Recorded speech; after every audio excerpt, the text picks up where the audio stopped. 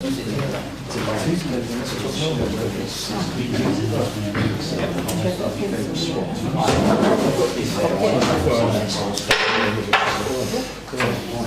everybody. Welcome to the Town Council and Haverhill Town Council meeting of the 8th of November 2023. Please note that this meeting is being recorded by the Town Council and, where possible, live streamed on YouTube.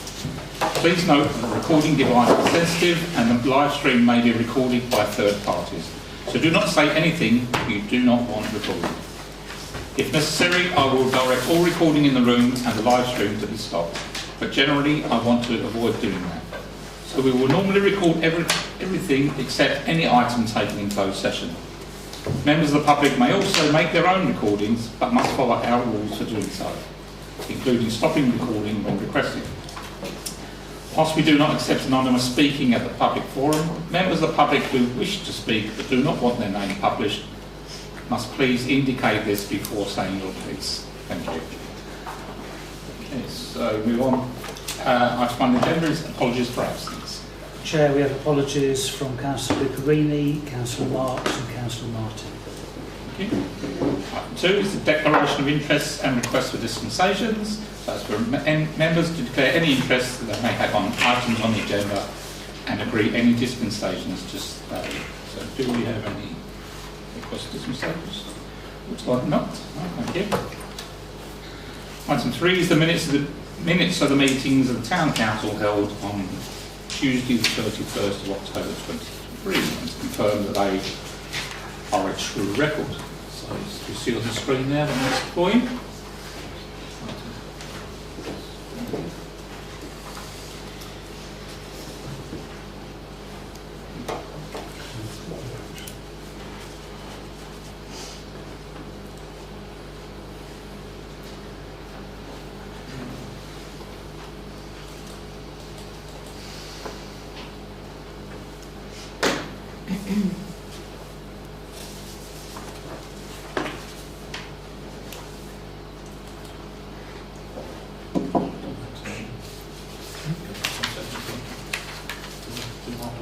Do the action points off, doesn't matter, it's just not item from that.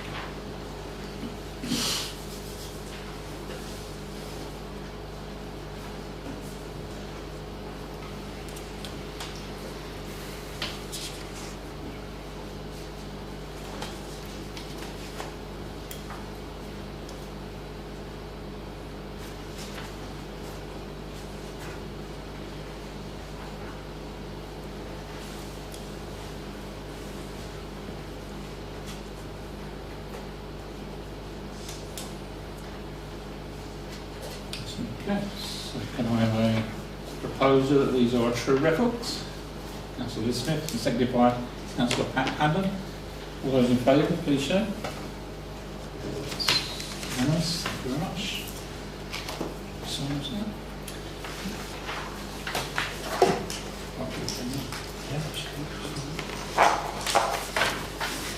This will take a while.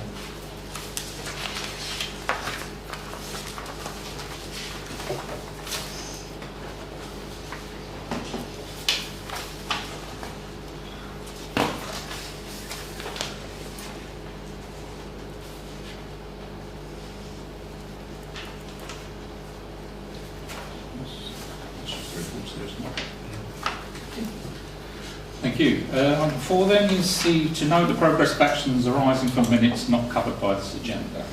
So we have polling stations. First in Clarkins. Oh, sorry.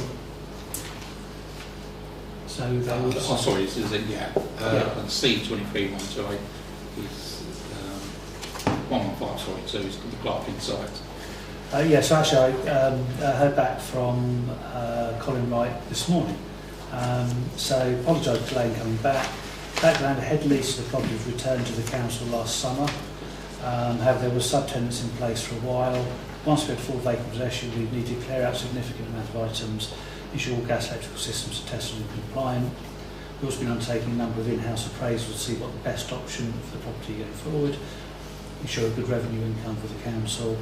In addition to this age, property needs some further work so it complies with future tightening up of EPC regulations. These will need to be determined as part of the Council's 2025 budget setting process. We've received a number of inquiries for the site, but at this stage not in position to progress until the works are progressed. So we've made the interested parties aware of that. It will be openly marketed for rent with a local agent. Have we got any comments now? No? Okay, thank you. Next item was the polling stations review. Councillor Burns. Are we doing item 4? So we're going through the minutes. Polling stations on that. Okay. Do we go then? So next one is the police report. So we are doing item 4, sorry. No, Yeah, Okay. yeah, we're on item 4 at the moment. Got confused when we went backwards and forwards. Yeah. So, Councillor Burns did forward his email, and I've had a conversation with Ben Smith, the elections manager, and he's intending arranging time to come down to Haverhill to have a look round and sort of see for himself the kind of distances, etc., and the rest places we suggested. Next item I've got on the action point on the minutes I've got is police report. Unfortunately they're not able to start a later time, so at the moment it's still 2 o'clock. Thank you.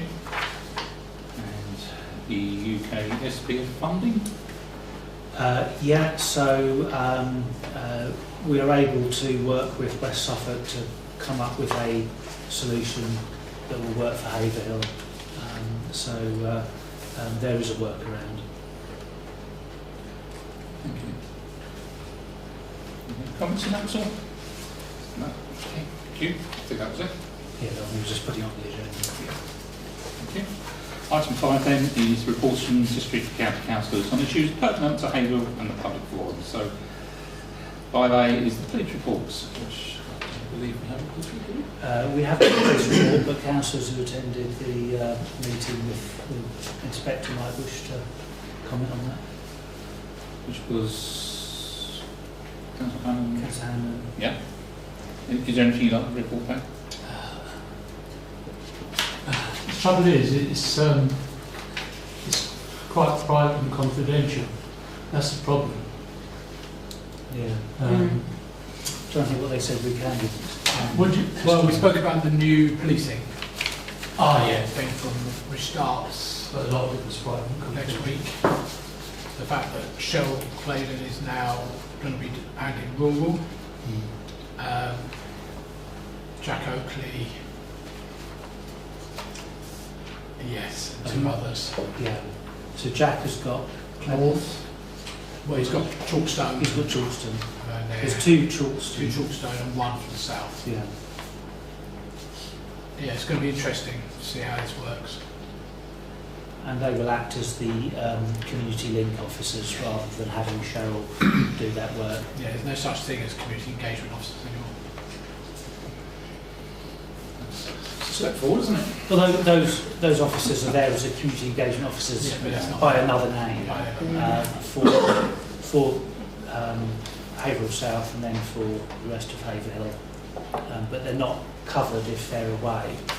So it's a slightly strange kind of arrangement, but we'll see how it goes. It will be good to have a main person. Police officers, primarily, secondary community. But their job is to be out on the beat. Their job is to be out in the community, not behind a desk. Councillor Smith. Sorry, how many was it? Have we got through the whole of 3. Haverhill? Three. 3 for other days. 3, okay. And the point was made, and it's a fair point, that whilst that may seem a remarkably low number, the policing is driven by the need for police officers to be present, and at the end of the day, Haverhill is a safe place to live, and therefore, unfortunately, you don't fill a place that doesn't have a lot of crime with lots of police officers. The police officers are deployed to the towns that have a lot more crime. Councillor Andre. that's just not good enough, is it? We constantly hear of drug issues on various estates, which the police aren't addressing. They keep telling us they are. They're clearly not addressing it because there's nobody here to address it. And to talk about no crime in Haverhill, we had a young man murdered on an estate in our town this year.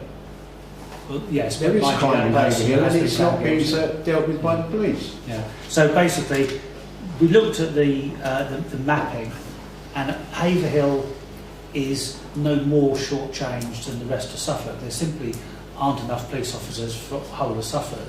But it's not as if we haven't got what we might regard as our fair share. If you look at Sudbury, you look at Newmarket, etc., it makes sense if you accept the premise that there's only going to be a few police officers in the first place. It's not as if they've got 10 and we've got 3.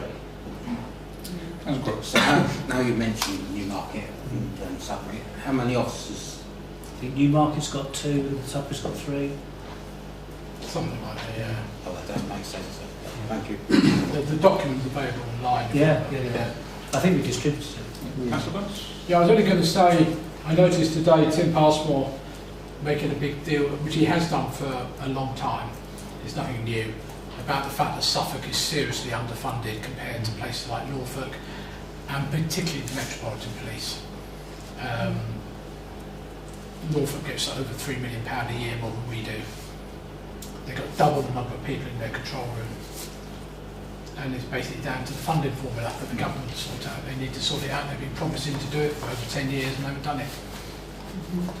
Yeah, I think to make a point that, although we're not, if you made a comparison with Norfolk and Essex, yes, we are badly funded, but compared with the rest of Suffolk as a town, then, unfortunately, figures do stack up. Councillor Hannon, did you want to say? Yeah, I was just saying, funny enough, I was just going to say that before Councillor Andre come in. He did say that priority is drugs, and it's just coming back to what you just said. Because of obviously you've got this county lines, and there's the main problem, like with shoplifting and things like that, is all to do with drugs. A lot of the crime that we do have here, which is, yes, it is very little, but a lot of it is to do with drugs, and that's the big problem. Because you've only got to walk around town and you can smell it, and that's another big problem we've got as well. These drugs that you can smell that they smoke and what have you, and you can even smell them when they don't smoke, when they walk around town. You can smell it on their clothes. So there is a big problem in Haverhill when it comes to drugs as well. That's the problem. They won't be when it's legalised. Okay, thank you for that. We'll just note that there. The county councillors, you would have had Councillor Mason's report. If you want to add anything, looks like he does. Councillor Mason. Thank you, Chair. A couple of things. Councillor Crooks brought to my attention, but I managed to leave off something regarding the local plan. And in his email, he's quite right. There's nothing particularly that's significant for Haverhill. We were embargoed on mentioning Provincial House, but I noticed that there was a press release today about a Provincial House, and there's going to be a debate in West Suffolk regarding the use of it for a learning centre. This work started over 12 months ago. I was chatting with Susan Glossop, who had started this work, as I say, over 12 months ago. I'm optimistic that the debate will go well in the Chamber, and I think it's excellent news, and I'm pleased that the current administration is continuing that work that started over 12 months ago. A couple of updates that weren't in my report. I got notification today that the bus stop that Councillor Fox funded when she was the county councillor on Greenfield Way, it's all been packaged up now. It's been approved by West Suffolk and Highways. I still haven't got a date for it. It's one of the running sores, but with Highways, as soon as things get legal, everything gets kicked into the long grass, and I'll continue to chase for that bus stop to be delivered as soon as possible. And the same thing has happened with the lay-by. The lay-by, which is affecting properties off Aragon Road, I think it is, where you have refrigerated units staying overnight, disturbing the residents. and there was human faeces being left behind and waste. And, it was horrible. Well, it's escalated to a discussion now between West Suffolk and Suffolk County Council regarding civil parking enforcement. And where I thought that lay-by was going to be closed, there are now ongoing discussions between councils regarding making sure that checks are being done on TR roads outside of normal working hours, which I think would be welcomed by everybody. But as regards the status of that lay-by, I'm not entirely sure whether it's going to be closed or not, but I'll report back when I know more. Thank you. Thank you. Any questions? Yes, Councillor. Only looking at Joe's report, just regarding he's got an angling water where a full 12 months since the defect was reported, and obviously he's not doing it according to Joe's report till January. I just felt as a town council, should we be responding to that? Because obviously if there's a water leak and we've waited 12 months for that to be fixed, that's quite a lot of water gone, and obviously charges go up when they're not doing anything quickly to fix things. And from obviously chatting to a few other people, it's not the first leak where things aren't being done particularly quickly. Is it something we can do? We can write to whoever we like. We wish to do that. Is that a proposal? Yes. So, Can I just, by your writing to them, can I just mention that this has happened a year ago and it's come back as well. We had one leak in the Ratting Road that was coming from the house, which was fixed. But this one that I mentioned that's happened a year ago has come back again, and that's a drain that's water's coming out of, and it's going down the Ratting Road, but it's right on the corner of Chalkston Way and Ratting Road, and it's coming out through a drain, and it happened, as I say, a year ago, and what they did I don't know, but it stopped, and now it's started again.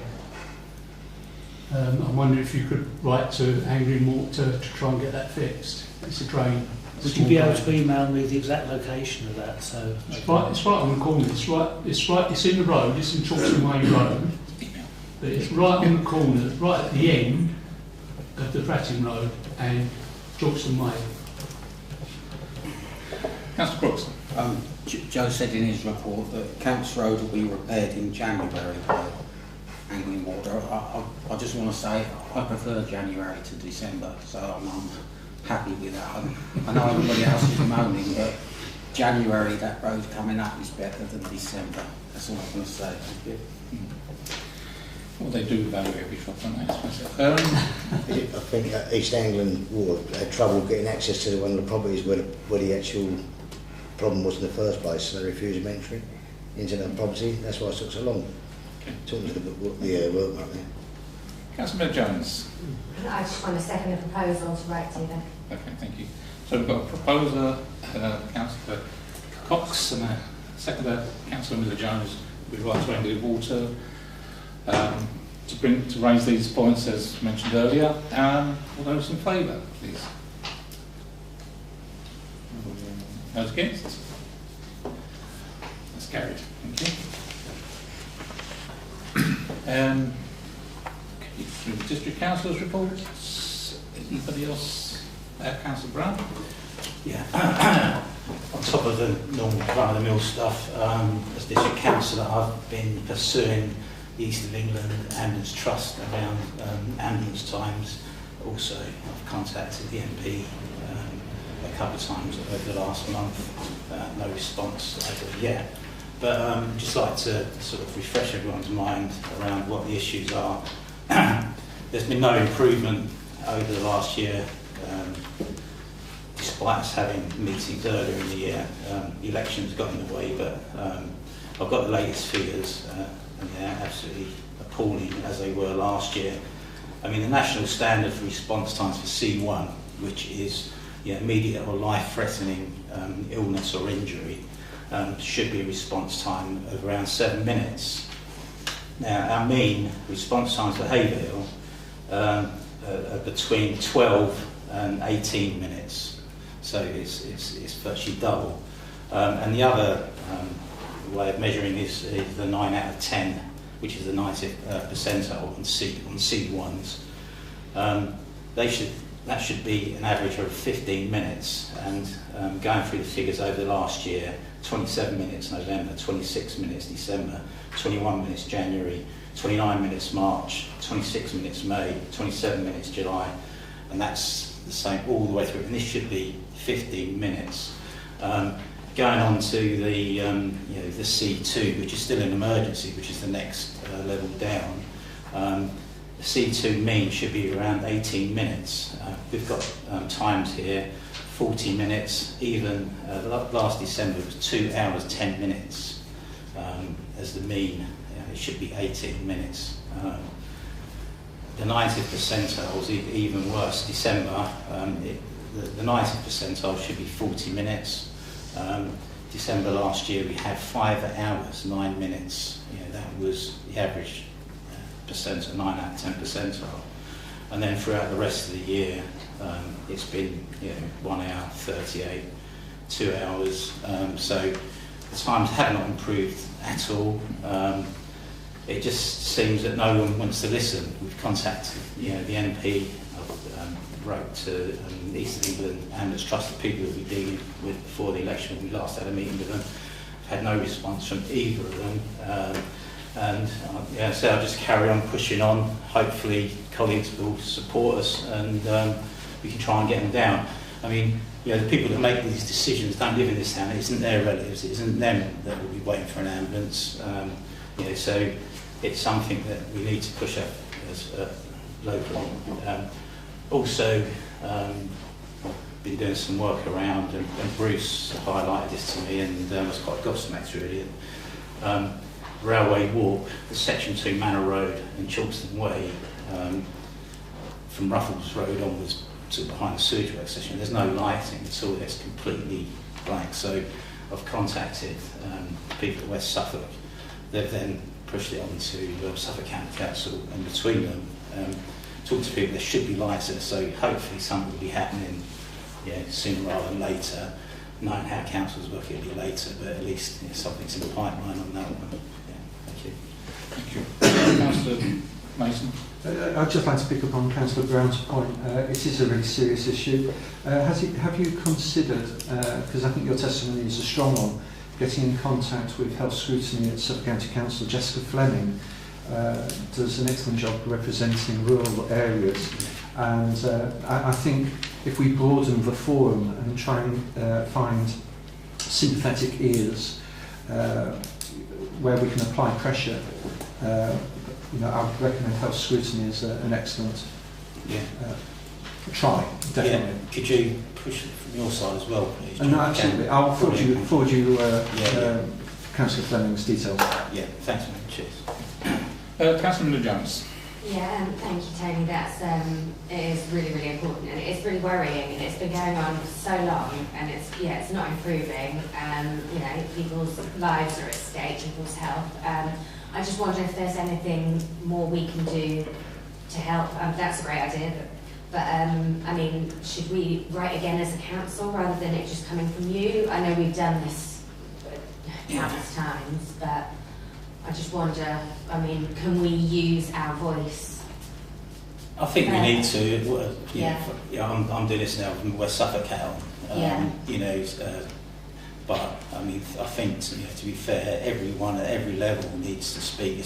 We all speak for Haverhill. We live here. Our relatives live here.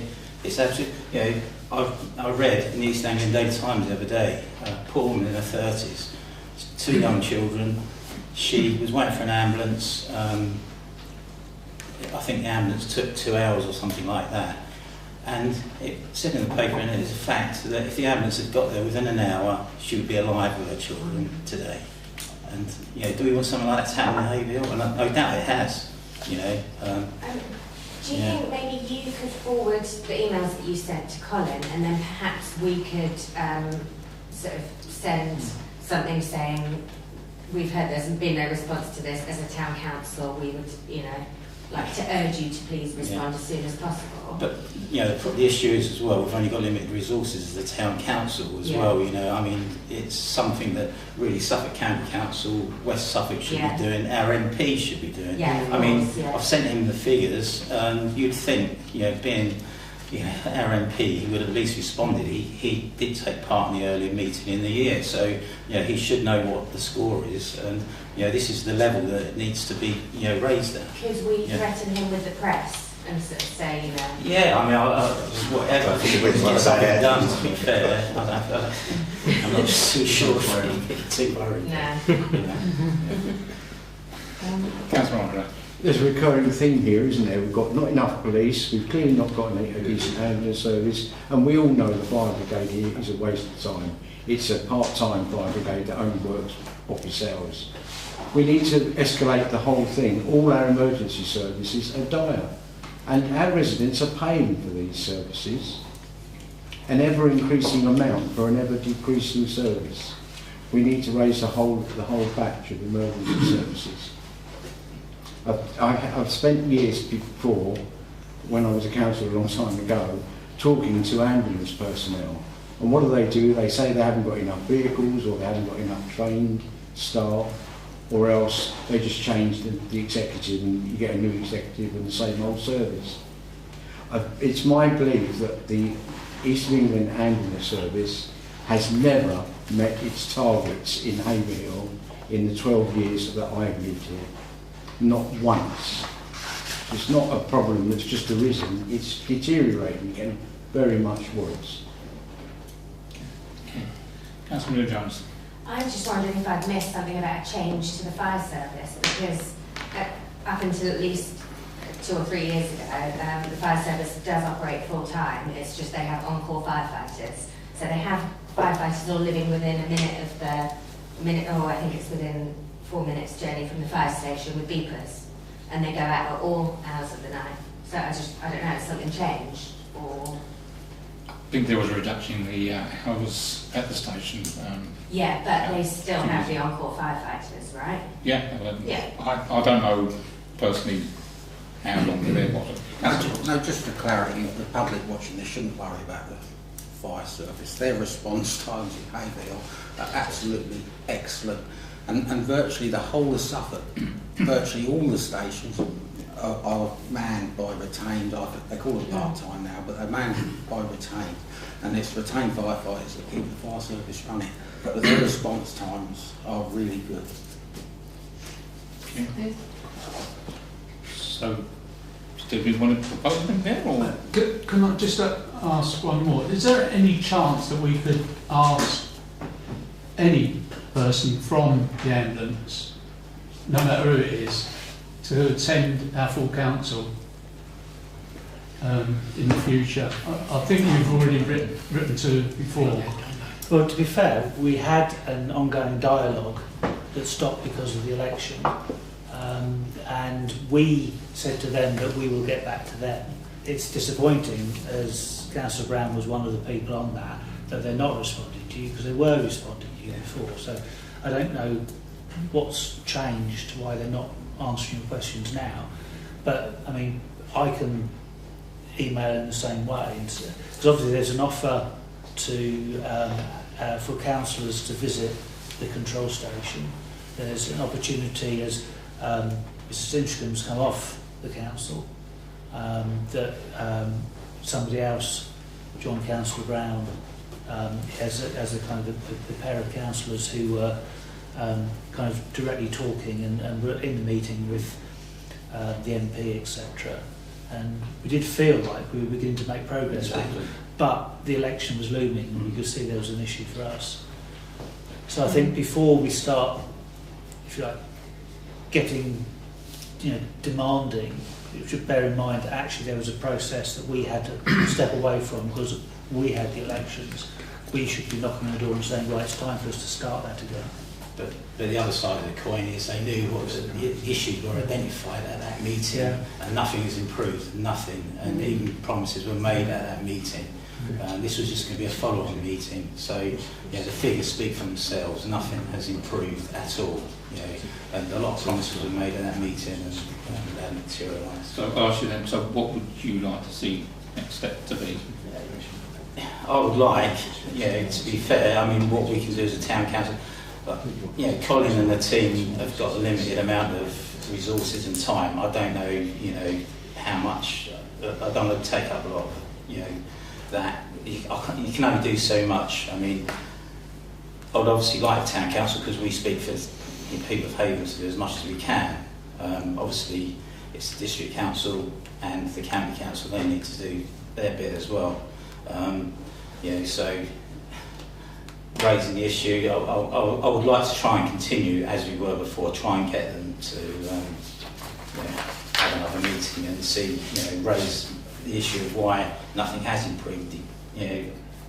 So would you like Colin to arrange another meeting on behalf of the town council? Is that what you're saying? Yeah, If- it just needs another councillor to join Councillor Brown. Yeah. I'm willing to be co-opted, by the way. What's in fact was distinction there? I'm quite happy to support Yeah. him if that's comes to. And to be fair, Alan is a font of knowledge, and there's nothing, you know, let's have the best people for the job. It doesn't matter if they're a councillor or not. You know. So we're not limited to 2 or 3 anyway, are we? You know, so Councillor Potts has said he would like to join the group. Yeah. And if they're good with that, and Mr. Simpson would like to be there as well. Councillor Jones. If we're not limited, I'd quite like to join as well. Or are we limited? I don't think so. But We don't want to be mob-handed. No, no. Well, But, I don't have to. Yeah. No. So, but I also just had my hand up. I completely forgot what I was going to say. Oh, that I don't know. Sort of regarding, you know, Tony not wanting to take up too much of Colin's time or whatever. If I don't know if Colin would be happy to kind of draft an email on behalf of the town council about this, or whether one of us could do it. I mean, I'd happily, or I'm sure. That's my job. So yeah, I think Okay. probably, you know, if it comes from Colin, then Yes, that would be great. So can I propose that Colin send an email to follow up on Tony's emails? yeah, can we second it for that? That's Councillor Harvey. All those in favour? So, and I'll ask again, so are we happy with those extra members to be on the still group? Yeah? Do we need to go on that?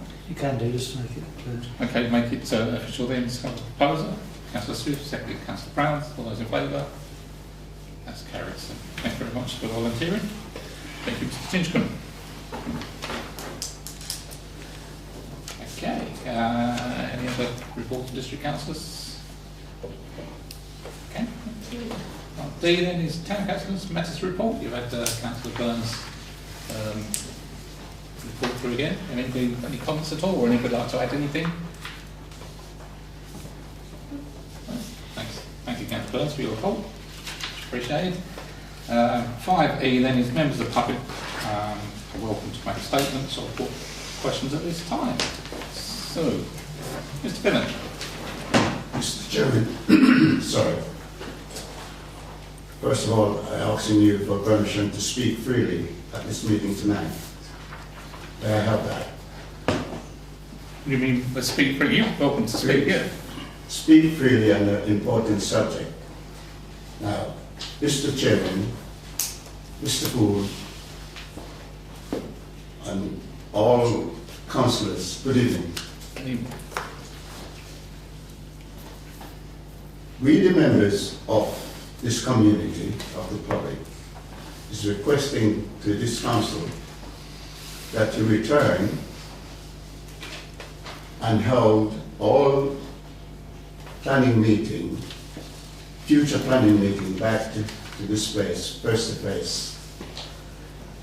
We felt that it is wrong, deeply wrong for anyone here who decided to take the meeting online from the people of this town, because what I discovered, I am very upset about what you all have done, and I will explain now to you. In August, the last week in August, one morning, I went to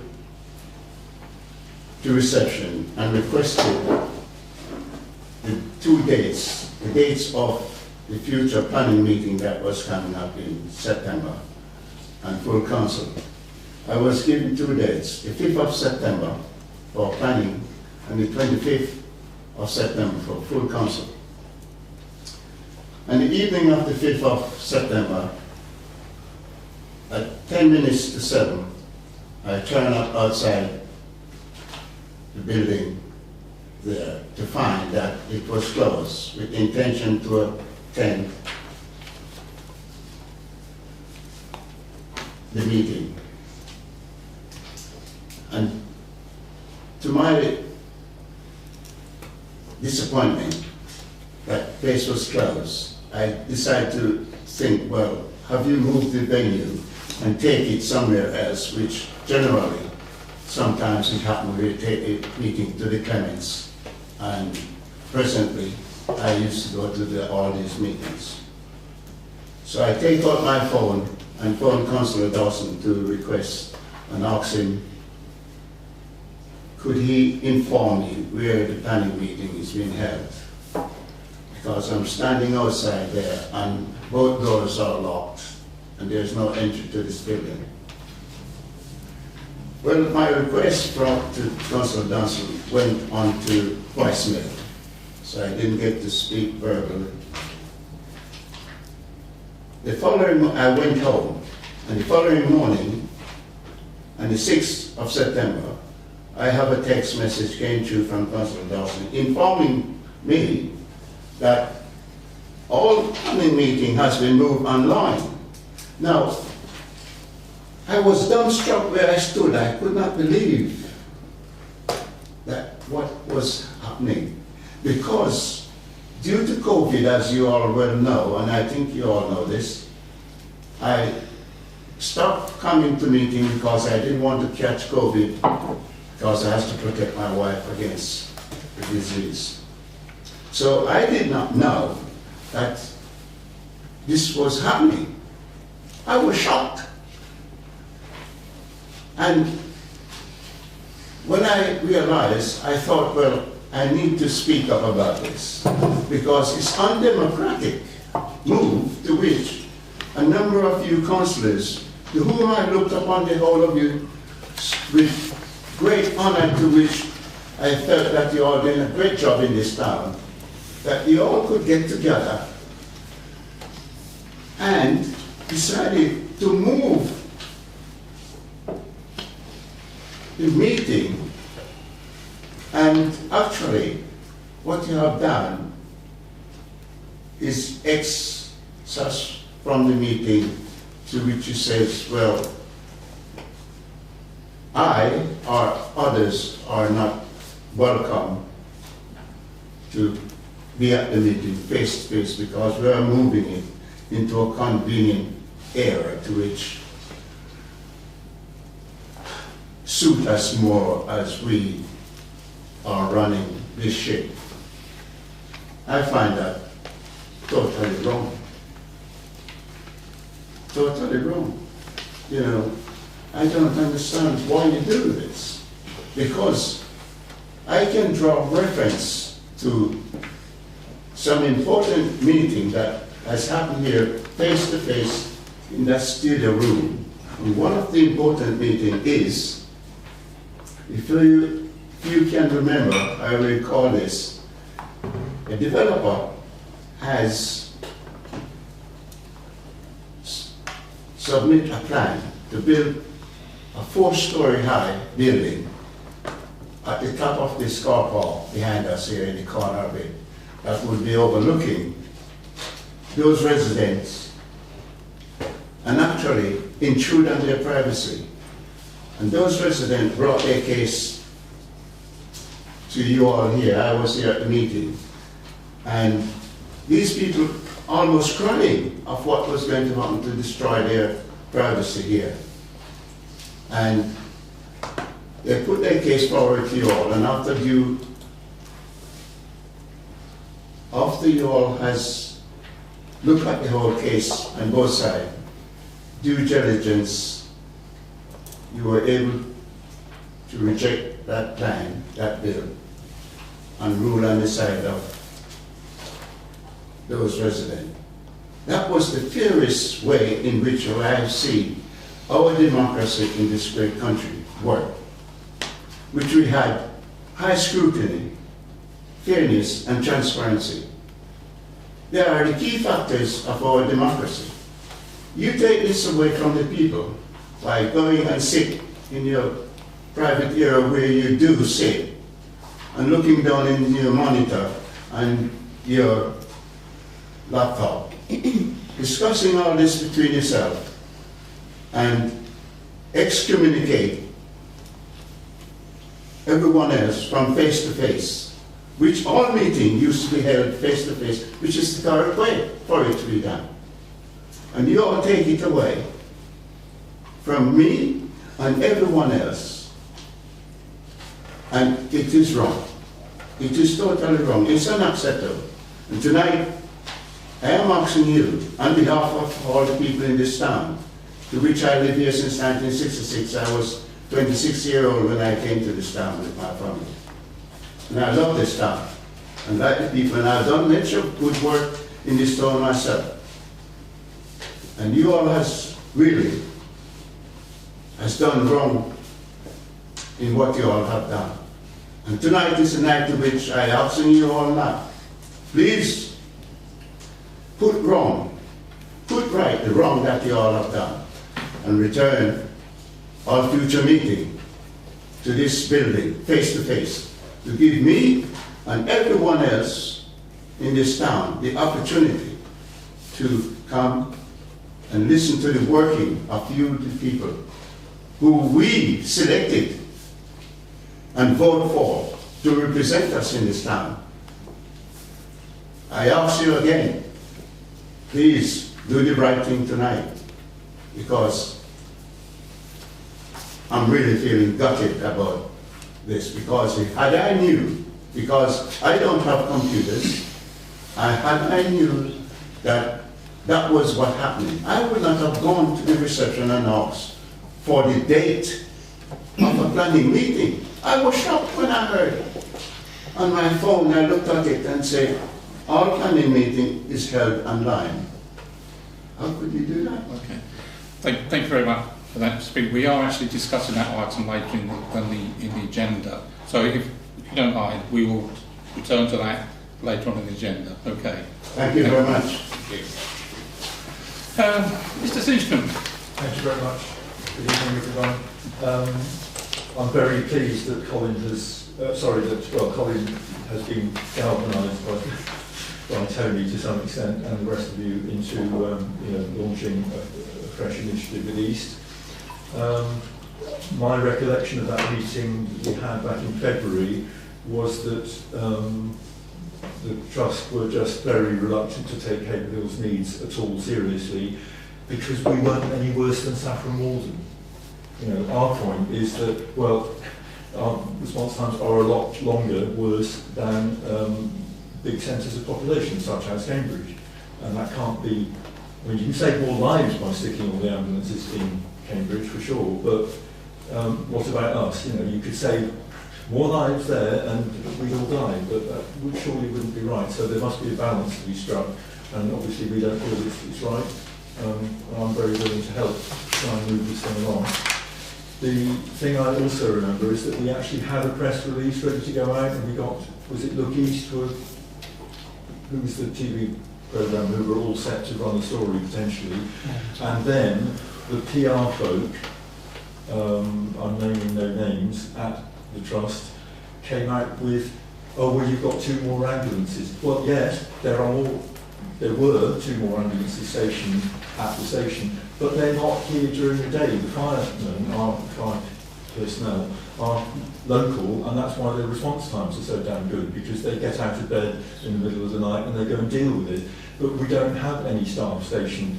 We've got an ambulance station, but there are no folks in it. There are no ambulances ready to warmed up and ready to go. So the balance is totally wrong. Interestingly, it's disappointing that Matt Hancock won't respond to Tony, but it was only because Matt chipped in from London late in the meeting online. Online has some benefits, and I had got chipped in and said, I think Haverhill's got a problem here, and suddenly East CEO turned around and said, oh well, we better have a review, and that's the review that's gone into the long grass at the moment. Thank you very much. Thank you. Thank you for your contribution. Okay, so moving on then to item 6 on the agenda, which is the grant applications over £2,000. A is Families Together Suffolk, who are asking for £4,892 towards the continuation of their perinatal service in Haverhill. You will see the tax reports. Councillor Brown. Yeah, to be fair, all I see was their financial report. They didn't actually fill in. Sorry, they did. They did fill it in. I thought I'd attached it, but I was attached to online. We can consider that at a future meeting then, because you've not seen the actual. So we'll move that back to the future meeting then, so we can have time to look over the application in full. Thank you. If that's okay with everybody? Yep. B then is the Haverhill Silver Band and £2,000 towards acoustic improvements to a new rehearsal space. Again, it is 2,000, not 20,000. Okay, anybody got a comment? Councillor Brown. Yeah, I read through that. Obviously, the Haverhill Silver Band, they do fantastic stuff. I think somebody went to a concert the other day. I've been to their concerts before. They're a stunning band. You know, something we can really be proud of in town. I know we've supported them, you know, over the last few years. Yeah, to be fair, they're moving out of the Unity place up at the old Parkway School to the Clements. The acoustics aren't right. They need to sort something out. They're contributing themselves, which is always a good thing to see. Yeah, I'd willingly propose that we give them the £2,000. There's a lot of youngsters involved in the band. The whole thing is just ticking boxes for me personally. Good. Councillor Burns, is that a second? Yeah, that was a second, but also just to be a bit pedantic. If they're asking for £2,000 and our policy is actually anything over £2,000 comes to full council. Yeah, but the reason I'm being pedantic. The reason I put it on here is simply down to the fact that, generally speaking, the Haverhill Silver Band leave it to the last month to put their applications in, and I was thinking, I bet they're going to say, oh, we really needed money sooner. No, I know. I'm just being pedantic. We've not given 2,000 with a penny if you want. Anybody propose of Councillor Burns? Second of Councillor Burns. Anybody else like to comment? Councillor Rodriguez? Just to say that it's an important element of our community, the Silver Band, and it is a difficult time for all the people who are having to evacuate the premises of the Unity Partnership. It's very difficult to find suitable accommodation for something like a Silver Band. The fact they found something is to their credit, and whatever it needs to get it there, I think we should be helping them to do so. Thank you. Okay, would you else like to comment? That's all those in favour like to show, please? Yeah, that's unanimous. Thank you very much. Can I point out a typo that Colin might appreciate? You seem to have 4 zeros after the 2. Thank you. We've done that, yes, sir. That's what was in the over 2000 bit. Item 7 Mayor's report. Hopefully you've probably had a chance to look at that. It's a short report this time. Any questions at all? If not, we'll move straight on to 7B, which is I'd like to propose the vote thanks to Councillor Brown and AG Drilling for the benches that have been put up on the railway walk. They are a brilliant addition to our town and our rail people. So I would like to propose that. Seconded by Councillor Miller-Jones. Anybody like to make any comments at all? Councillor Crooks. No, I just think Tony's been very generous, you know, with the materials, labour, time, and an excellent job well done. Yep, well done. Can I just say one thing? Yes. No, it's been a pleasure to do, but I just say, could the Town Council just send a letter of thanks to Wayne, who works with me, because yeah, it's not in his contract to do this stuff, but he really enjoyed doing it, and yeah, he goes extra miles. How do we get that to him? Do you want to send care of me and I'll Yep. hand it to him? Yeah. That's Andre? I'd just like to say it's not just about benches, they are extremely attractive and really well designed and built. And it's a real treat not to see the benches, not just as somewhere to sit, but as a piece of art as well. And may I add, we've got an extra bench to boot as well, That's true. That's true. in a very good position as well. Lovely. Councillor Jones. Yeah, I just wanted to say thank you. I mean, obviously we all know how important they are, but honestly, it makes such a difference for people who don't have great mobility, but it helps them to get out and exercise, knowing they've got places to stop, and that allows them to keep their health for longer, keep their mobility for longer. So it's an amazing thing, and it's so important for people's quality of life. So thank you. Thank you. So the proposer, I second it. yeah, I proposed it, didn't I? Yeah. So, short memory. All those in favour? Yeah, that's unanimous. Thank you. Thank you very much. Thanks, Dan. Item 8 then is the One Haverhill Partnership. Receive a verbal report from the clerk. They haven't had a meeting. The next meeting is being shifted to 16th of January. Item 9 is the adoption of committee papers. A is the Planning Working Party to move the adoption of the minutes of the Working Party held on the 7th and 20th of November. I think we've had those reports. And any recommendations contained therein. So proposer, Councillor Hammond, seconder, Councillor Andre. All those in favour? Thank you very much. That's carried. 9B is the Finance Working Party to move the adoption of the minutes of the Working Party held on 30th of September 2023 and any recommendations contained therein. So, Councillor Councillor Burns, Councillor Smith, all those in favour? That's carried, thank you. And 9C is the Leisure and Community Committee to move the adoption of the minutes of the committee meeting held on 14th of November 2023 and any recommendations contained therein. The proposer. Councillor Page, seconded by Councillor Brown. All those in favour? That's carried. Thank you. Item 10, financial matters. 10A is to authorise the following payment list. The proposer, please. Councillor Burns, seconded by Councillor Lee Smith. All those in favour? That's carried. Thank you. Right, 10B is to note the insurances, that the insurances have been reviewed and the main policy for both the council and the trust are now with Aviva.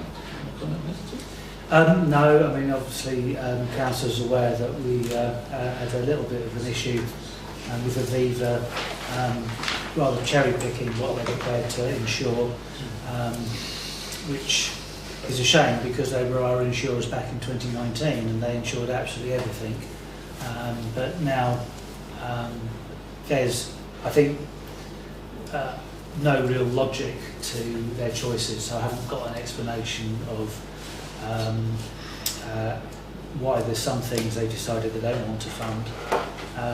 There's just a couple of activities that we used to do that we're still reeling in the insurers on, and we sent off a whole load of risk assessments for them to look at in hope that we can get those added in. So there's probably going to be a 1 or 2 week hiatus when we won't be able to carry out those activities. But it's, you know, at the end of the day, if we manage to get all the insurance together, then that's still a good result. Okay, sure. Yeah, one of those activities is actively looking for somewhere else to go. Do you know about that, Colin?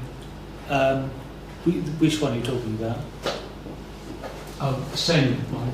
Yeah, well, we're hoping we'll get that, but unfortunately, there's absolutely no logic to it whatsoever. We've got all the risk assessments, and we'll try and get that sorted. But we have to deliver it somehow because we're funded to deliver it. So we are looking at an alternative location for it. Oh, you are? Yeah. Oh, right. Yeah. Well, if it's a bit worrying, we might lose it, won't we? Well, this is the thing, we'd have to give the money back to the funders, and the and the people who are currently benefiting from that section would be the ones to lose out. So hopefully we will get it to continue as is. We've talked to the funders, but we expect to be able to get it restarted. Oh, that's good news. Okay, so that is just to note, so that it's duly been noted. Thank you. So 10C then is to note that the soft play activity of the zone is now insured through Accelerant, as Aviva stated that soft play centres now fall outside the remit of their parish council insurance product. Not really more to it, is it? And that's to be noted, and that's all noted. 10D, again, is to note the event insurance has been obtained for the December 2nd Christmas event and fireworks through Convex Event Insurance, as Aviva do not wish to insure events of this type. I think that's pretty clear. That's noted, thank you. 10E is to consider the replacement of the Merrill chain as the existing one has run out of space. The attached proposal provides space for the next 50 mares at a cost of £162 per mare. So, Councillor Jones. Yeah, it would be extra helpful if Dave was wearing his chain tonight so we can have a look at it. But, oh, there we go, there's a picture, that's helpful.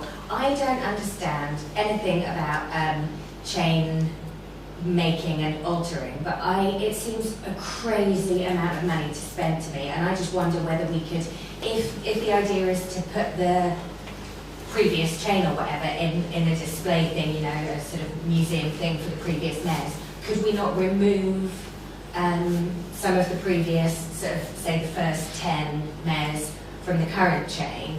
Like, is it not possible and a lot cheaper to alter the chain rather than buy a new one? No, it's a simple answer, because that was our first option. And they have to take the whole thing to pieces. And rather it costs the same? Well, it costs, if you think about it, it's twice the work, isn't it? At the moment, they have to build one. Okay. You're asking them to take one apart and then build one. That's two things. So it worked out more expensive. And of course, there's only a limit to how much one person can actually stand up with that amount of bling on before they can't. It just becomes ridiculously heavy. So it's, at some point, originally what we thought we'd do is take off one of the loops and attach another loop, and they just said that'll cost you an absolute fortune to do that. Oh, for goodness sake. Because of the extra work. It's the work. So yeah, I mean it is very, very expensive. Does our mare have to have a chain? Yes. I think so. Is it compulsory? No, it's not compulsory. I mean, people don't, but I propose to abolish the chain. Because our money could be much better spent on helping the community. You know, if you think about the grants that people ask us for things, and we and ah over whether we should give this money to really deserving causes, and then we want to chuck $8 grand at a big necklace. That's a proposal, is it? It's a proposal to abolish the mayor's chain. Do we have a second? To retire it. Come on, someone second it. So not a second of that. That one was for Councillor Brown. Yeah. Nice try. To be fair, it's a historical artefact, so I'd hate to sort of, I know it's a growing thing, you'd add stuff to it, but the cost does worry me, so I would agree with Laura on that, totally. Yeah, do we need, in this day and age, to put our names on? I don't even know if my name's on there or not, but I'm quite happy for my name not to go on there, or if there's not room, to be for the chain to be left as it is, as an historic garment or chain of office that's still used, but we don't add to it. Everyone knows who the mayors are. We've got online resources and such like nowadays. It all goes online. I can imagine back in the day when the names were added, that was the historic record of who was mayor. But I don't think we need to do that. And to be fair, the cost per mayor is £160 every year.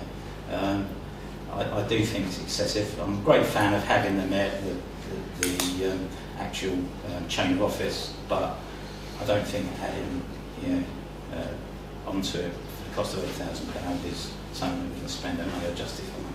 I don't think it's £160 a year, that's one of the things, isn't it? No, exactly. It's 8,170 divided by Yeah. the number of people there. Right, yeah. Councillor Burns. Well, 2.5 years ago, I was asked to take photographs of the train with suggestion what to do because we were running out of space. I sort of suggested at the time that Councillor Brown just said that let's not bother putting names on because it was filling up. I think there were at the time there was only about 2 spaces, maybe 3 spaces. I can't remember. I don't know whether they've been added since. One thing I did suggest, which Colin says can't be done, and I'm a little bit concerned. I've only got one quote here. I'm not seeing multiple quotes. One of the things I was suggested was removing all the non-town council names because there are a hell of a lot of Haverhill Urban District Council names on there. Remember, we inherited this chain nearly 35 years ago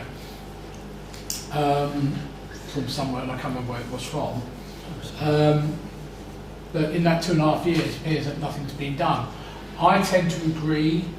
I can't see the point of putting names on it because, again, in a few years' time, it will run out. I know it's 50 years, maybe it will run out again. And what do we do? Keep storing this chain somewhere? I think possibly just leave the chain as it is. There's a historical records of who's been mayor of the town and the district council before it. So I fully support the use of a chain. What I don't necessarily think is we should pay that amount of money for something.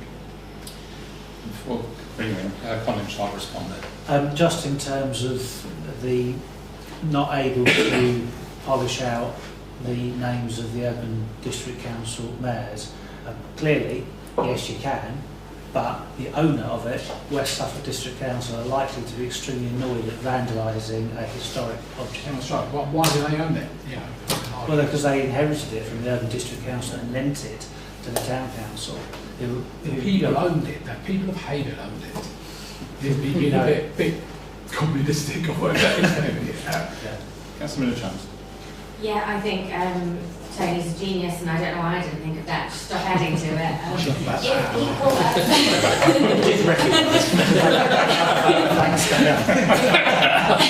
If people who are, you know, recent mayors, future mayors, whatever, really kind of need to have their name on something, I'm sure there is a much cheaper thing that we could do, like stick a sort of plaque on the wall in here and, you know, have some people's names put on it.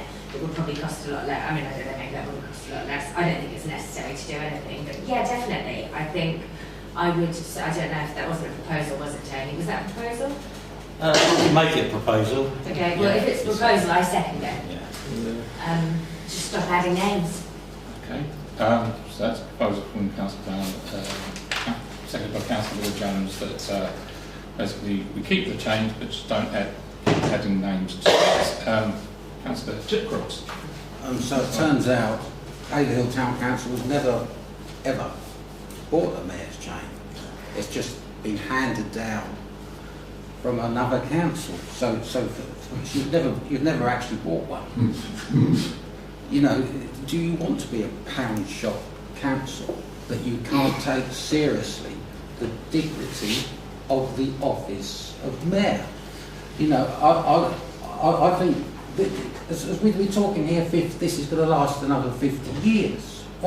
So I think that's good value for money, 50 years for a chain. The chain we've got already, you can respect that. We can have it in a nice display somewhere. But I really do think a new chain is the way to go. I really do. And you've not just me. Pat, for instance, has been on this council decades. You've got a tradition.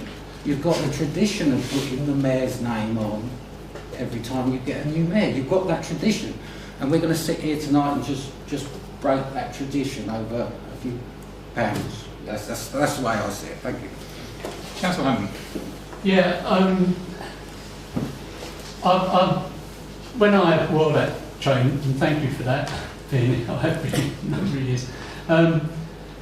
As Councillor Crook says, yes, that is, well, when I was mayor in 2012, actually, a lot of people were saying, and these are other mayors with other chains that are a lot older than our chain.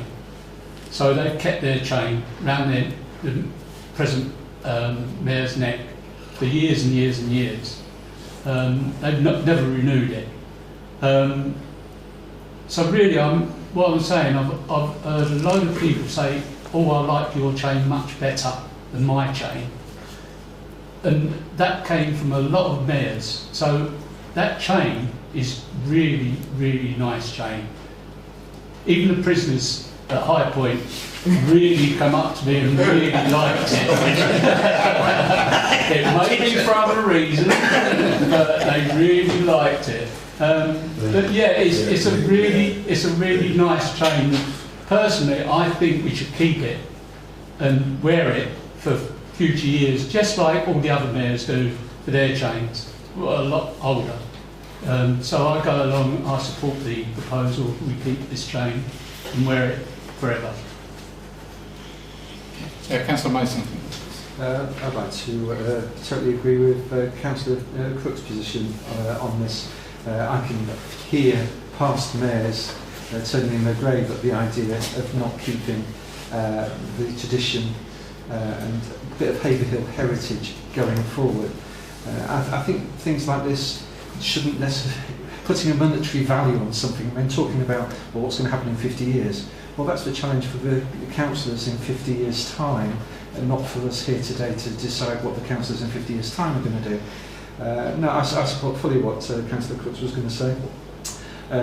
Whether this chain ends up going into a museum and we look at getting eventually, not necessarily immediately, a new chain, or keeping this chain, but in terms of the money, I think it's well worth keeping the heritage going, no matter what. And I think it speaks volumes to how we value historical context of those that have gone before us and those mayors that go ahead in the future, and marking their contribution to the community. And certainly when I've seen a mayor visit the community, you can see that everybody is looking at his chains of office and it commands respect.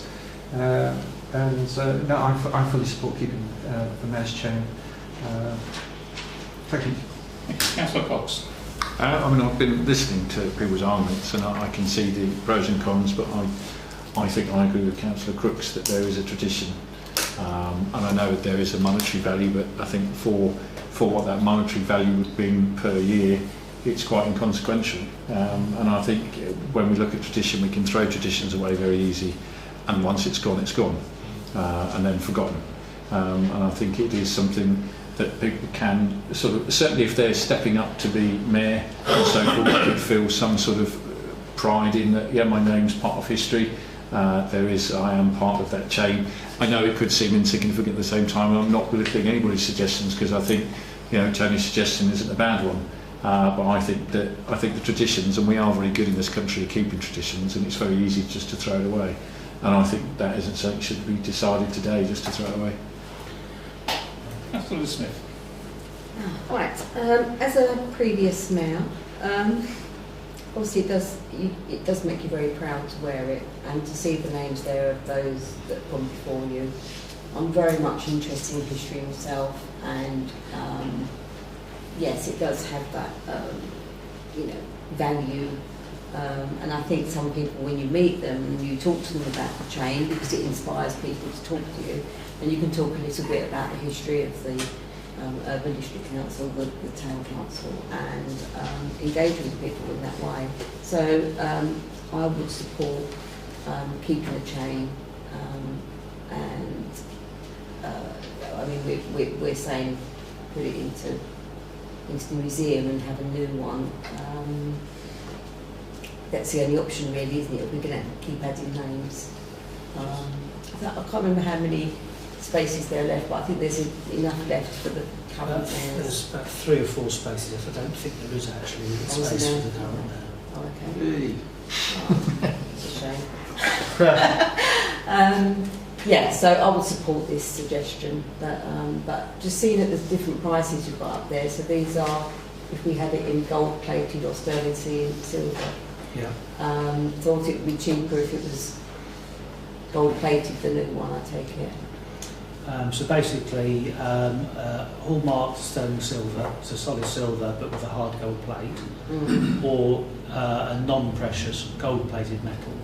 So gold plating obviously is much less valuable than if you're going to put sterling silver with a hard gold plate over it. And what is the current one? I believe it's the sterling silver. Right, okay. That's why they quoted the same thing. Okay, thank you. Yeah, that's my view anyway. Councillor Andre next. I'm a great believer in tradition. I'd like to start a new tradition of respecting the money that the ratepayers give to this council to do its job.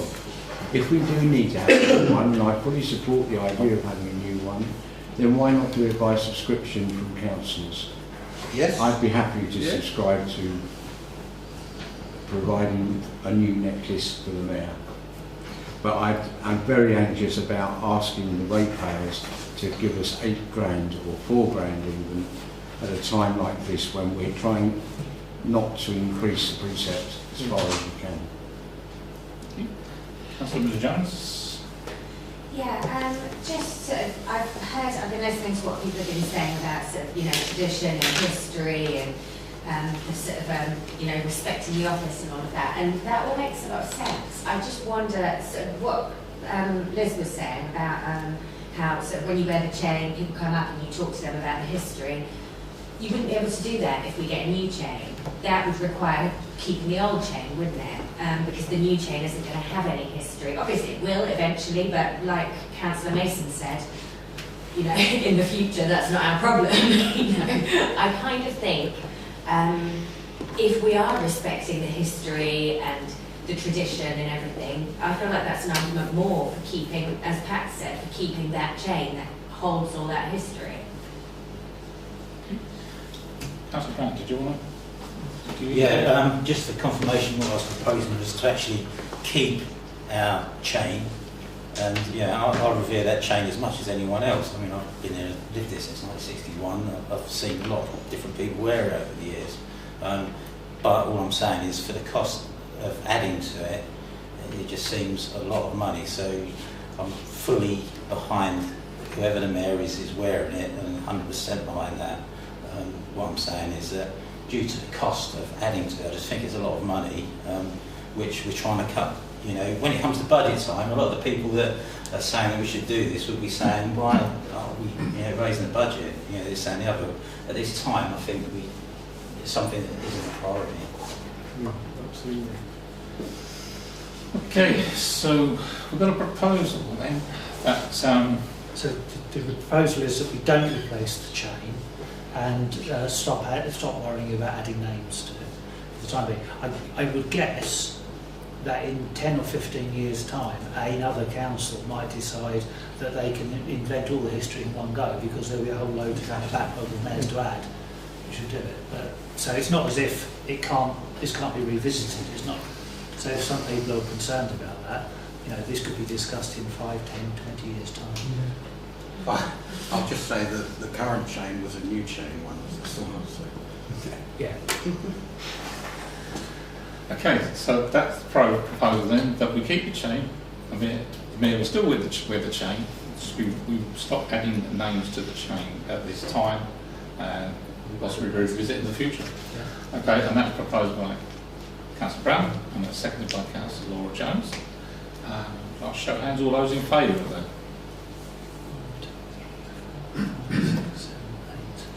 Eight. Those against? 3. I'm abstaining from that. I feel comfortable voting on that. In that case, it's carried. And that is carried, that proposal. Thank you. Item 11, actions taken under delegated powers, which there are none. Item 12, receive any urgent correspondence. There's none. Item 13 is meeting 2024. 13A is to approve the calendar of meetings for 2024 circulated last month. So, unless anybody's got any comments on that, I'd like to propose that we accept those. That's the page. Seconder. First. All those in favour? That's carried. 13B, revisit this point, which is consider which meetings should be held in person and which ones held online. Okay, so anybody like that? Councillor Andre? We've heard from members of the public tonight that it's not suitable for everybody that all meetings should be online. The only ones that we don't have online at the moment, as I understand it, are the full council meetings like this one in leisure and community. I'm concerned that having them online may be excluding people, the meetings we have online, may be excluding lots of people who would have difficulty participating in democracy because their skills with the equipment are limited. I also understand that there are some people who are unable to get to meetings who may well be able to attend online much more easily than they can in person.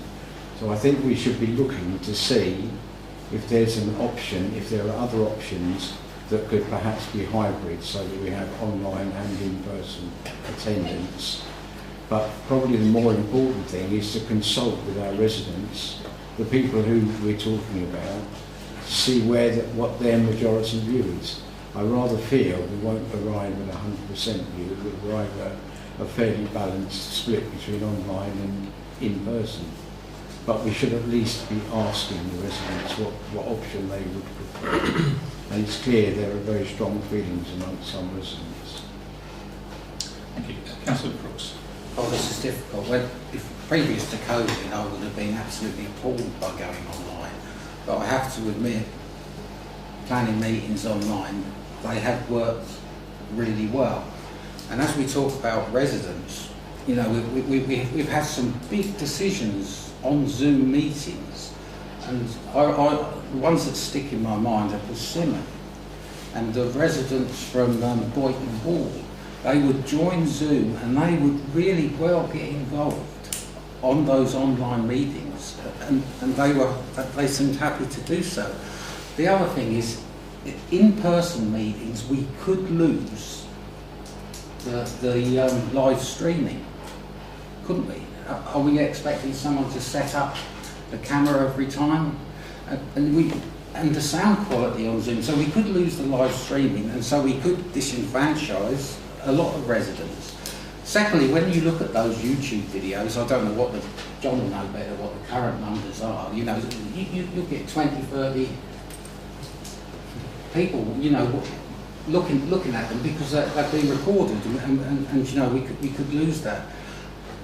And thirdly, I think if you're suggesting that planning should be in person, I suggest every single committee should be in person, because I don't see why the planning committee should be in person, and then you say, the finance committee can be online. I do not see the difference and relevance. So I think it should be all or nothing. You know, we can't go down this route where other members are deciding where committees should be sitting, and they're not even on those committees. I wouldn't want to vote to tell the finance committee that they've got to come here in person when I'm not on the finance committee. I don't feel that's right. So it's very difficult. But I think online has worked well. I really do. Thank you. Councillor Jones. Yeah, so obviously I think we're all going to have sort of opinions and discussion about the different meetings and whether or not they're in person or online. I just wanted to say that after hearing a member of the public speak about how he felt excluded by the planning meetings being online, he hadn't been aware, obviously, that they've been online since COVID. He didn't know how to access it online. I just think that if we are staying online, we probably need to do a much better job of informing the public of the fact that they're online, how to access them. It seems like we're clearly not doing enough, because this was a shock. And as you know, he felt that the public are entirely excluded from these meetings, so it clearly wasn't clear that, you know, public are welcome online. I also just wanted to ask, because I don't fully understand this spreadsheet, is it saying that the bottom section is in-person attendances? No. No, that's- so these are public speakers at the meeting? No, these are people who actually joined the meeting. Right, as opposed to just watching it on YouTube? So often we've had people I'm come with- along, such as Mr Pinnock and Mr Wendell, who've come to watch the meeting. Yeah. So the top one is people who've come to watch the meetings online. So the most popular meeting people come to watch is planning, and this year 478 views. So And is by the way, that live views? that's total views. Including That number YouTube. that number goes up on YouTube. Right, People okay. watch it. Now, within those numbers, there will be probably, you can knock each of those totals down by 4 or 5 because of staff. administration. But we don't look at planning 478 times. The attendance, these are people who've actually either come to the meeting or they've come to the meeting online. And again, planning is right up there. People still do attend it. So nobody has attended the finance or the civic events, and they're also at the bottom of the views. So that's what that shows. Councillor Brown. Yeah, I don't think we can be too swayed by those figures, to be fair, to start off with. That's views all across the world. That could be the John Burns fan club in Timbuktu. My uncle in Switzerland's actually watched the meeting. So there are people all over the world that can just bump into or just for some reason look at that. So they're not Haverhill local people, for staff. We don't know. We can't prove that. So that's one point. They're just statistics. We don't know where those people have watched it from. It's great that Haverhill possibly does get publicised in Australia, New Zealand, etc. But what I'm really concerned around is Haverhill residents. Now, it's all well and good for us. I mean, it suits me, to be fair, to do them online, for comfort-wise. Sometimes go out to work, get home quite late, I can just have a quick bite to eat, sit there and do the meeting and it's done. But to be fair, I stood as a councillor, I stood to represent residents, put myself out a bit. So, if I feel that residents have been excluded, like Mr Pinnock has shown, and it came up quite often when I was dealing with the Tasman Road application. I know that we did have a meeting here to discuss it in the end. But leading up to that, I was speaking to a lot of the residents around that, and many of them were elderly, and they just felt totally excluded from what we do down here. They haven't got technical abilities, they haven't got laptops, they don't engage. It's right for us, we all do, but you've got to think of the people that don't. So I'm more than willing, that's what I stood, to come down here, put myself out, and if no residents turn up, that's fine, but it's about democracy. They've got the ability if they want to. They haven't got to worry about their laptops charged, if they can get online, if they get the Wi-Fi signal, all the other issues that we encounter. They can come down here and they can have a piece of paper in their hand and they can speak to us. And that's, to me, is the crux of being a councillor. So that's what I fully support us going back to down here. I know it's a pain, I know it's easier the other way, but that's, to me, is, we should be down here. Thank you. Thank you. Councillor Smith. Yes, definitely continue with full council knowledge of community. I think face to face if we have planning. I've come for planning now, but I do think that planning does lend itself to being more open to face meetings, because people do want to come down here and exercise what they see as their democratic right to do so. I think the other meetings, because they don't really have much attendance or even views, people don't seem to be as interested in those, then potentially those other meetings could be done online. But planning is a popular one with the public and full council and leisure community, so I think those should be face to face, and the others could possibly remain online, but I'd be happy to come down to whatever committees there are if it's in person. Okay. Thank you. Councillor Cox. Listening to what people have said, I think I would propose that we need to do some consultation and see whether online is encouraging more people to take part or discouraging people. I mean, I wouldn't want anyone discouraged, and I think there's possibly ways forward we could look at to try and get people involved by trying to run sessions as a council, perhaps say, look, I'm not part of this group, but I will run a session where people could come in here or somewhere where they could be involved in the meeting. But I think, just changing things at a whim based on the fact that we're not entirely sure what's going to be best. I agree with Councillor Brown, I'm not against coming here and being here, but again, I wouldn't want to lose people online if it's a case of that was being really effective. I've heard a variety of comments that people online seem to get involved more. I don't know, I've got no evidence of that, but I would propose that we don't necessarily change things immediately, but we do some consultation and get basically the residents' feedback as what they would want us to do. Okay, so we've got a proposal there from Councillor Cox that we do a form of public consultation as to what they would prefer, actually. Was that second, Councillor Mason? No, I'd like to speak, Chair. Okay, Councillor Miller-Jones first. Yeah, I mean, I agree with Councillor Brown that accessibility is the most important thing. I'm just not convinced that in person is more accessible for the majority of residents. I know quite a lot of people in town who have disabilities, who, they're single parents or they work planning shifts, various reasons that would make it next to impossible for them to actually get to a meeting that they can attend online. So I agree that we should find out what the majority of residents want, but I do think we have to be very careful about how we do this consultation, because if it's online, it's going to be biased towards people who find it easier to get online. So we just need to be very careful about how we do it, because otherwise we're going to end up doing an online consultation. Everyone who prefers online is going to be online going, yeah, keep them online.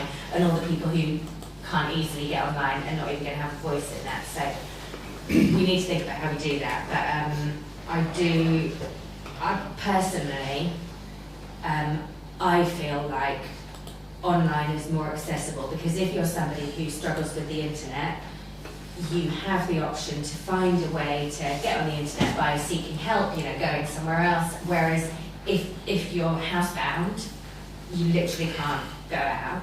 So I feel like there's more workarounds for people who struggle with online than there are for people who struggle with in person. But that's obviously my personal opinion, and I would second Councillor Cox's suggestion of speaking to the public and seeing what they would prefer. Okay, thank you. So, proposal by Councillor Cox, seconded by Councillor Miller-Jones, that we have a public consultation. And Councillor Davison. Thank you, Chair. Pre-COVID, we had fewer meetings because we didn't have community events, civic events and sustainability. All meetings were held face-to-face. Obviously, because of COVID, we couldn't hold them face-to-face. We did actually try a couple of times to do a hybrid. It was a disaster.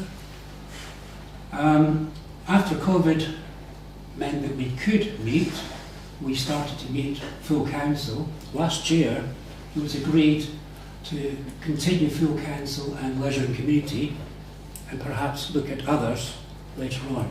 That's what we're doing tonight. And in my opinion, we should certainly include planning. The rest, I don't think we need to include them, and we should remain online.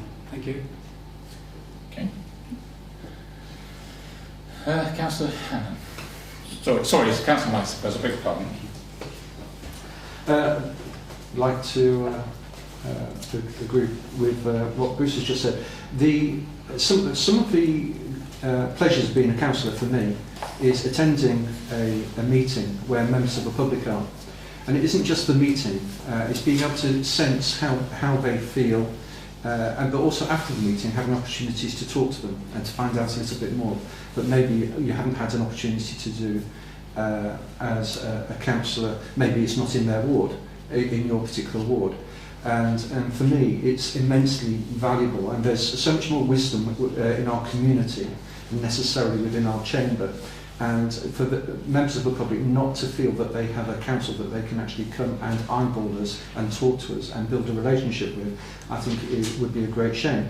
For me, I entirely agree, leisure and community, full council and planning are those such meetings that members of the public should be able to attend in person. For anybody unable to attend in person, that's our role as a council. We are their local area representatives, and we should speak on their behalf on issues that they are passionate about, and we should make ourselves available and open to their arguments if they're unable to attend. If COVID hadn't have happened, we would still be meeting in person. Face-to-face. I propose there's no need for consultation, and whether it's proposing or seconding the suggestion of adding planning to the meeting, I think that's the way forward. Well, you've already got that one proposal on the table at the moment, so amendments? Well, it's not really an amendment, it's completely different. So you'd have to vote against the, unless of course Councillor Cox wants to withdraw his proposal to consult the public, if he prefers the option that's been suggested, but not actually proposed by Councillor Davis. Oh, you're proposing that, and then seconded, then by, so... I might actually withdraw my seconding, if that's okay, because it just seems like a lot of extra work, and we wouldn't know if the information we got was representative anyway. It's very hard to do it fairly. Okay, so Councillor Hammond. Right, I've been on the planning committee since 1998, so I go back a long way. Decade. Yeah, decades. Vast majority of them have been in person. When COVID came, we've had people absolutely crowded in and they couldn't get into that small room. But they're very, very occasional that happens. Most of the time, nobody turns up for planning, or there's one or two. But that's online. I found that we, especially for Simon, because we had loads of meetings and we had people that lived in that area came to every online meeting, and I was shocked actually, because I thought people of my age didn't have laptops the way I did. But most of them for Simon were my age, and they had laptops. So thinking of it, the thing is, times are, when it comes to elderly people that haven't got online things, they won't have them. But the problem is, we've got a lot of younger people that are getting elderly that have got them. So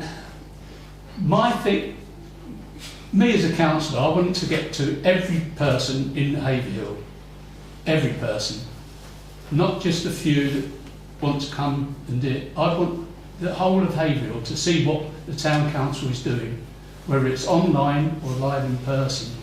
And I've found, since COVID, many more people have been coming to planning online than in person. Because we had one just recently, which was the digester, and we had a live meeting, and one person turned up, and that digester was going to affect the whole of Haverhill. And we had one person turn up to that meeting, plus we had a councillor turn up as well that's not on this council. So, all them years, I feel that we should get up to date and have online meetings. And I think planning is vital because we do have many more people online than what we do live. Saying that, we still have, and I really want the full council to be live, to be in person, because of the fact that they could bring planning up, they could bring anything up, and the full council, especially planning as well. So, and that's happened at full council. We have had planning issues come up. I think it was to do with the country park. Mr Johnson, he came with a load of people, and that's at full council. So they can still come, the people that haven't got laptops. But for the future, we've got to think of people in the future that they must have the chance to go online if they want to. And we've got to keep up with the times. So I feel, and I second Councillor Cox's proposal, that we go to the public and ask the public. Just to pick up on one point, full council has to be in person. Right. Okay, that's the one that we must have person, because we have to rectify non-in-person meetings. Well, they've got a chance to bring the planning up, full council in. Yeah. Councillor Brown.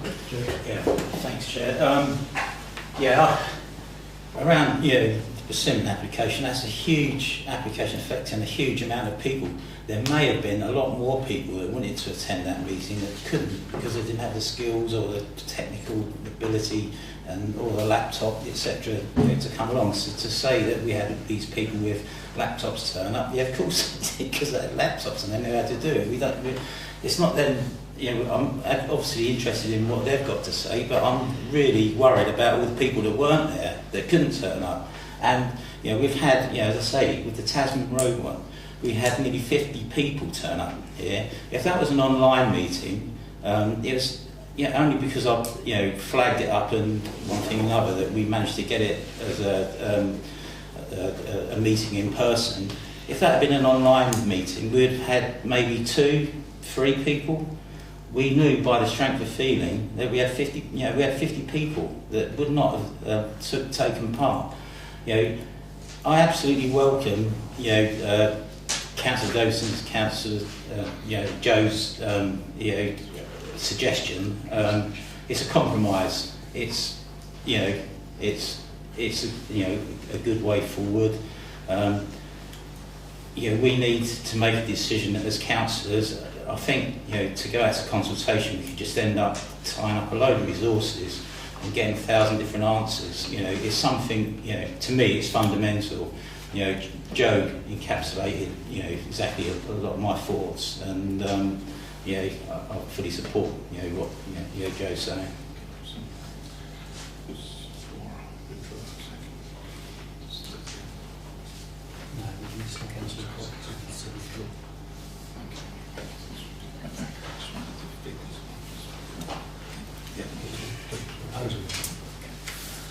Councillor Burns.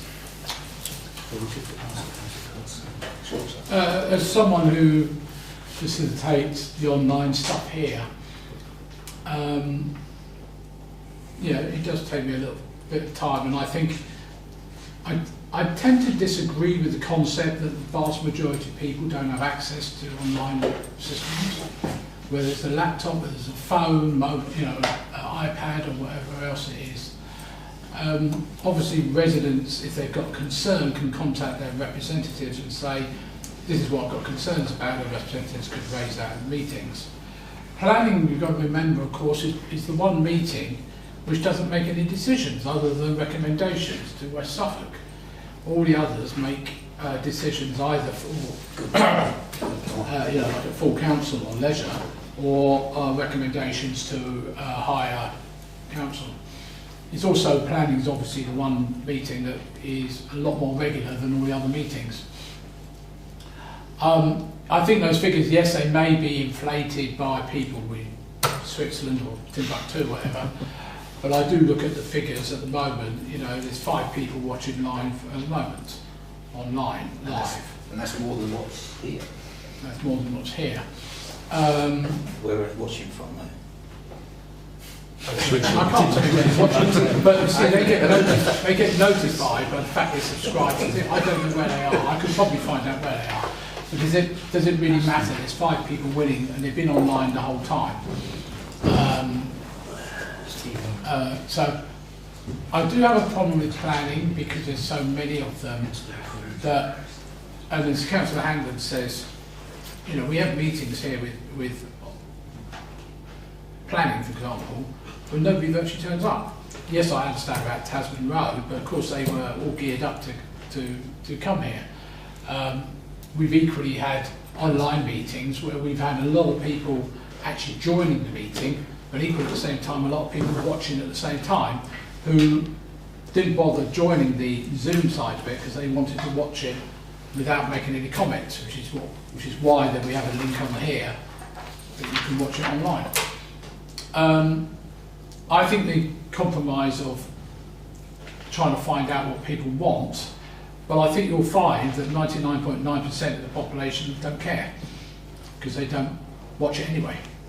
You know, we've got 5 people now, we've got 20,000 adults, if you like, in Haverhill, let's say, call it. You know, the vast majority of them are not watching, and will never watch. But I think COVID, although councils were probably about 30 years behind the times in terms of online meetings, you know, when Skype's been around since 1990 and all this sort of stuff, I thought brought in a lot of good things in terms of being able to more people being able to watch, whether live or on historically, and then can ask questions later on if they haven't watched it live. So I'm in a bit of a quandary, but I would like to see the stats from people, and we'll go from there, I'd say. Thank you. Okay, so the proposal we've got on the table at the moment is from Councillor Cox, seconded by Councillor Hammond now, is that we go out to public consultation to gauge the opinion of the residents, what they would prefer. Okay? Just worth reminding councillors that if you prefer the other thing that's been proposed, which is to bring planning, leisure and community, full council face to face, the rest stay online, then that would be after this vote. So effectively, if you prefer that one, then don't vote in favour of the first one. That can't possibly be right. Yeah. You could go with the first one and go with the second one. They're So not we say mutually exclusive. I suppose you could actually make the change, but then go out and consult on whether people are happy with the change. Is that what you're saying? Yeah. Yeah. Okay. Yeah. Fair point. Yeah. That's correct. Yeah, I'm sorry, but I don't think there's any need to consult. We've all been doing this, some of us have been doing this for quite a long while. We know how many people attend face-to-face meetings.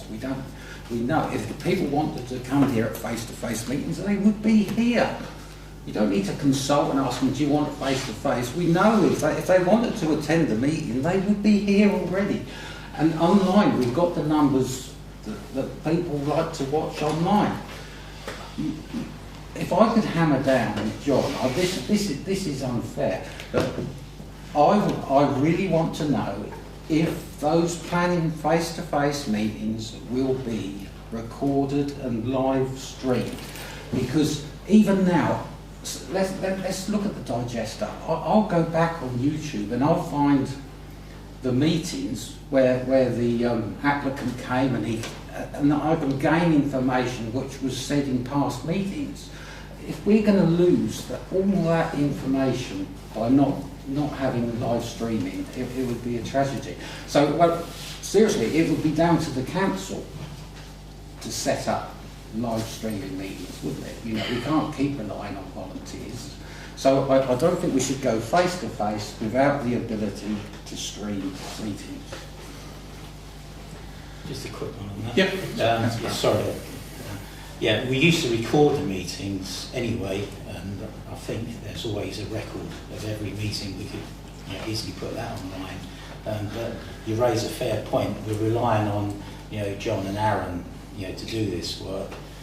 Maybe it's something that we should do. We haven't got to go to the same technical standards as what John's camera is, just to get a small camera and basically, you know, video the meetings. It's not rocket science, even a GoPro, and then, you know, we haven't got to live stream. We can just put, you know, the meeting online next day or so, just upload it, so there is a record. So I know that we did used to tape the meetings anyway for, you know, for the last 10 years, I think it was. I think my one concern after consultation is how representative it would be. I mean, what number of residents do you need to consult to say that's valid, you know, valid sample? I don't know. I mean, you can't do a first pass like the post like we did in the referendum recently. That would be ridiculous. So yeah, so it's basically it's a vote first on whether you want to consult the public, and then it's a vote on whether you want, at least until we hear from the public, to bring planning face to face, the same as full council, leisure and community, and leave the rest online. Okay, so hopefully you've got that. So the first vote then is on the consultation. So all those in favour of the public consultation?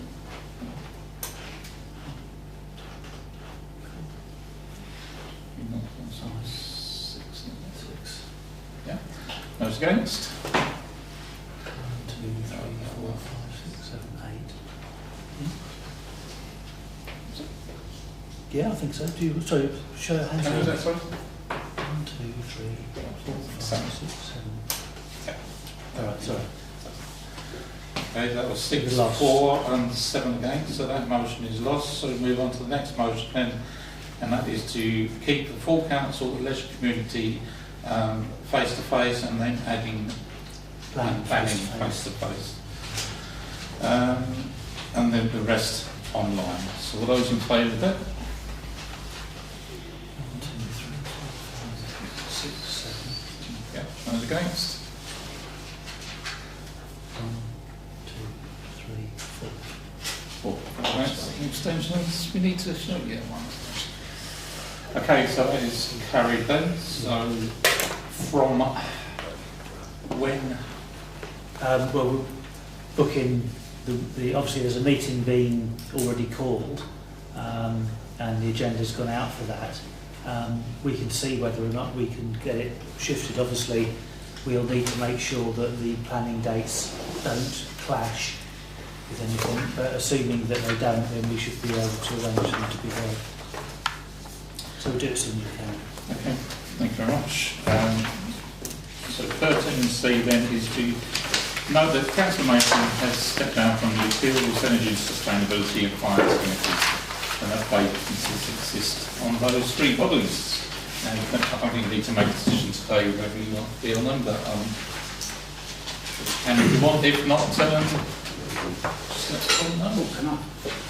Can I just ask? Yes, sure. From the previous, when is that? Is that implemented now? Then this face-to-face planning stuff. Assuming that the room's available, we'll do it as soon as we can. Obviously, we don't know whether the room's available. Yeah, so let's say so. Item 13C then is to note. So that is noted. Thank you. Item 14 is the date of the next meeting, which is Monday, the 18th of December 2023, commencing at 7 p.m. Item 15 is closure. So, the meeting at 21:09.